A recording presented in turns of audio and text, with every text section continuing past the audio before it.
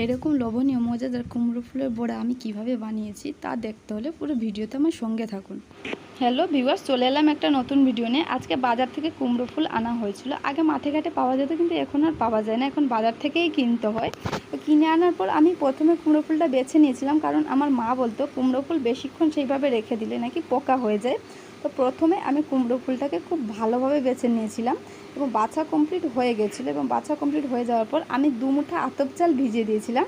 অনেকে বেসন দিয়ে খেতে ভালোবাসেন, কিন্তু আমাকে বেসন দিয়ে খেতে ভালো লাগে না, সেই জন্য আমি আতপ চালই ভিজিয়েছিলাম। আতপ চালটা 10-15 মিনিট ভেজে যাওয়ার পর ভালো করে ধুয়ে নিয়ে মিক্সিতে দিয়ে দিয়েছিলাম বাটার জন্য, এবং তার সঙ্গে দিয়েছিলাম একটু কাঁচা জিরে আর শুকনো লঙ্কা একটা, কারণ আমি গুঁড়ো লঙ্কা ব্যবহার করবো না। গুঁড়ো লঙ্কা খাওয়াও শরীরের পক্ষে খুবই খারাপ, সেই জন্য আমি সবসময় রান্নায় শুকনো লঙ্কা ব্যবহার করি। তারপরে ব্যাটারটা রেডি হয়ে যাওয়ার পর আমি একটা পাত্রে ঢেলে নিয়েছিলাম।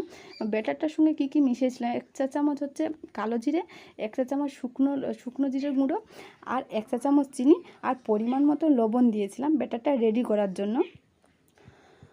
এগুলো দিয়ে দেওয়ার পর আমি একটা চামচে এগুলো ভালোভাবে মিশিয়ে নিয়েছিলাম, কিন্তু মেশানোটা ইম্পর্টেন্ট। প্রত্যেকটা জিনিসের সঙ্গে প্রত্যেকটা জিনিস যাতে ভালোভাবে মেশানো হয়ে গেছিলো, এবং এদিকে আমি ফুলগুলো ভালো করে ধুয়ে রেখেছিলাম। তো তারপরে আমার যখন ব্যাটার রেডি, এদিকে আমার কড়াইতে তেলও গরম হয়ে গেছিলো। তো ফাইনালি আমি ফুলটাকে ব্যাটারে ডুবিয়ে মোটামুটি ভাজতে দিয়ে দিয়েছিলাম। তো ফাইনালি আমার কুমড়ো ফুল ভাজা হয়ে গিয়েছিলো এবং কুমড়ো ফুল আমার রেডি হয়ে গেছিলো। ভিডিওটা কেমন লাগলো একটু